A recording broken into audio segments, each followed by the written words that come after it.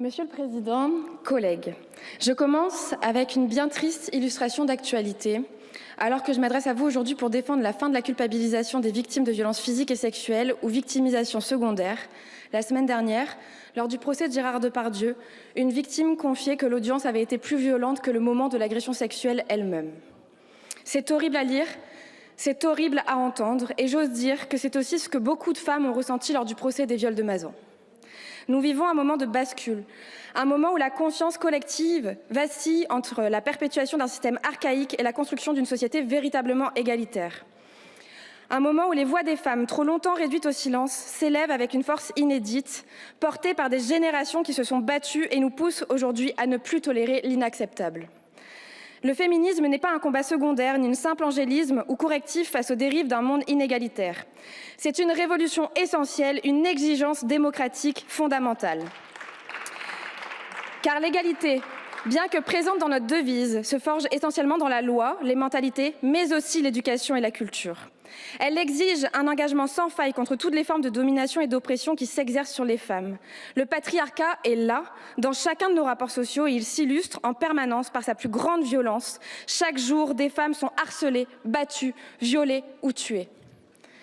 Chaque jour, la police et la justice montrent leur impuissance là où elles devraient être intransigeantes. La domination masculine ne disparaît pas par des déclarations d'intention ou des réformes cosmétiques. Elle se maintient, se réinvente, se fond dans les rouages de nos institutions. Les refus de prendre des plaintes, les lenteurs judiciaires, les classements sans suite créent une deuxième blessure pour les victimes. Une femme qui pousse la porte d'un commissariat ne devrait jamais être confrontée au mépris, au scepticisme ou à la banalisation de ce qu'elle a subi. Personne ne devrait pouvoir, par ignorance ou par préjugé, minimiser la gravité des faits. La culpabilisation quasi systématique des femmes est une honte. Dernière arme du patriarcat en procès, elle doit disparaître à jamais des commissariats et des salles d'audience. Ajoutons à cela l'impunité dont bénéficient trop d'agresseurs. Combien d'hommes en position de pouvoir échappent encore aux conséquences de leurs actes? Les protections accordées par le statut, par la richesse, par l'influence politique ou sociale sont autant d'obstacles à la justice. Face à ce constat accablant, je veux rendre hommage au courage de celles qui ont pris la parole, souvent à leurs dépens, souvent dans l'indifférence. Gisèle Halimi, Adèle Haenel, Judith Godrèche, Gisèle Pelicot et à toutes les survivantes. Ces femmes ont dénoncé, elles ont refusé de se taire, elles se sont levées et elles se sont cassées. Elles ont mis en lumière les mécanismes de domination et de violence qui gangrènent et structurent notre société. C'est maintenant à nous d'agir pour qu'aucune femme n'ait plus jamais peur de réclamer justice.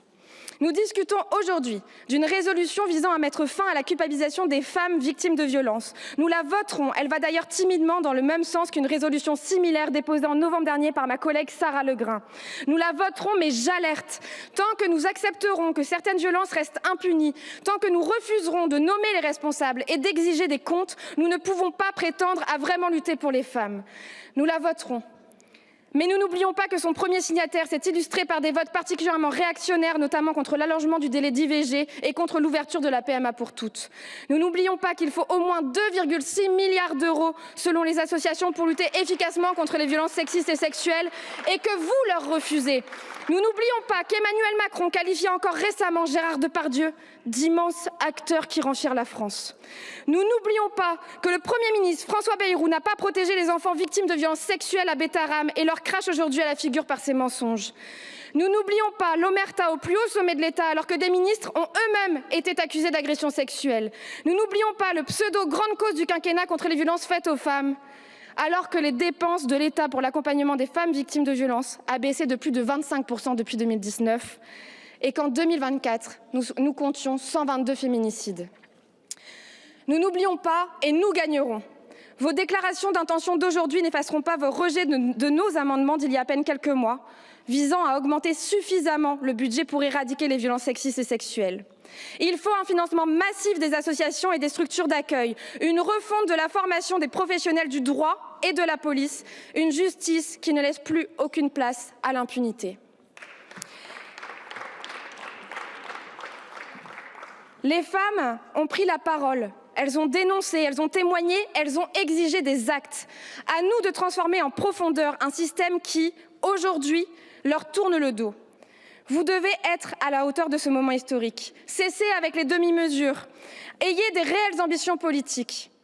Il en va de la justice que nous devons à toutes celles qui ont eu le courage de parler et à toutes celles qui attendent encore qu'on les protège et qu'on les écoute. L'histoire est là et n'attend pas. Soyez au rendez-vous ou laissez-nous la place. Merci.